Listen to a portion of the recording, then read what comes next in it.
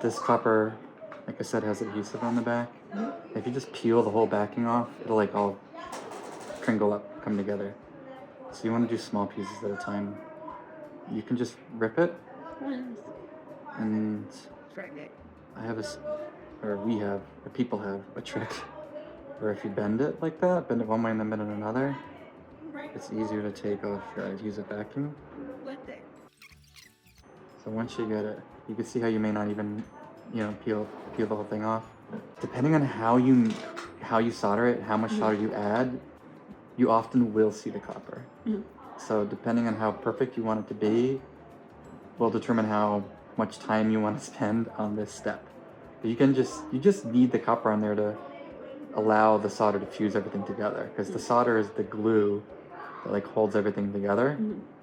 But the glue will only adhere to things that are like made out of metal, like copper. I'm gonna just put it more or less in the middle and fold up one side.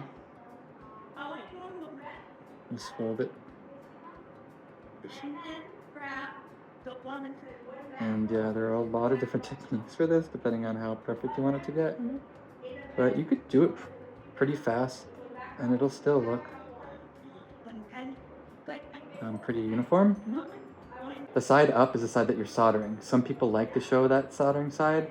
Other people like to show the other side, which won't have solder on it. With that said, if you want to be stronger, after you solder one side, you pop it off, you flip it over, and you solder the other side. So you want to basically keep doing this to all of your pieces, and then you start putting them on here, press it down, and like put them like close together. Solder doesn't do a great job at spanning gaps. So it can, but it's not good at it. So you want as much contact between all of them as possible.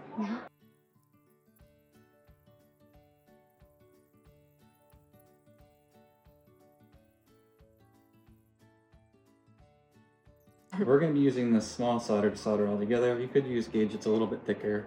I don't know why I'm looking at it. But this solder, this is for like real stained glass. But you can use it with our DIY quick version stained glass by using it as a piece of art. So like the stem for a flower, you would just take, 5-6 inches of this, cut it off, put it down on here, and add your like stems.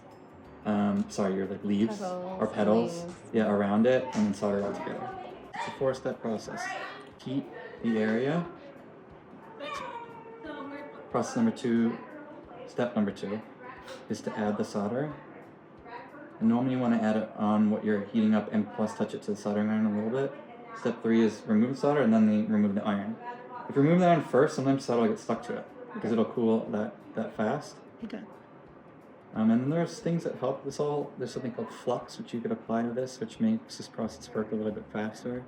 So you can see I've like held it here for at least 10 seconds, right? Before you even try to add solder.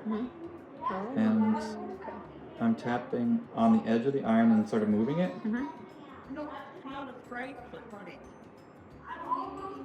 Now, if you do a lot of soldering, you don't want to breathe in the solder.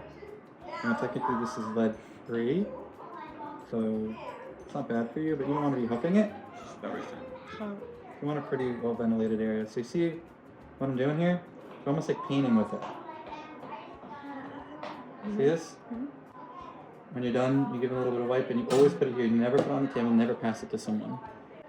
You never want to touch the metal part of an iron. Even if you think it's off, don't touch the metal part of the iron. Hold it by the handle, and more or less like a pencil. Eye protection is good. I'll go get you eye protection. If you add too much solder, like a lot, it'll sort of like boil. And like little bubbles will come up. We heat up the area for at least 10 seconds. You don't even want to start thinking about, you don't even want to think about soldering. Until you heat up the thing for like 10 seconds. And if you just add the solder to the tape, it's probably not going to heat up. It's just really close. So what I do is I sort of sandwich it in between the two. So I'm pushing it so it's hitting both the copper and the iron. And then you really start to see it melt. And you can sort of start to paint with it.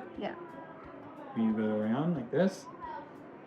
And patience will help get you this nice smooth line like that.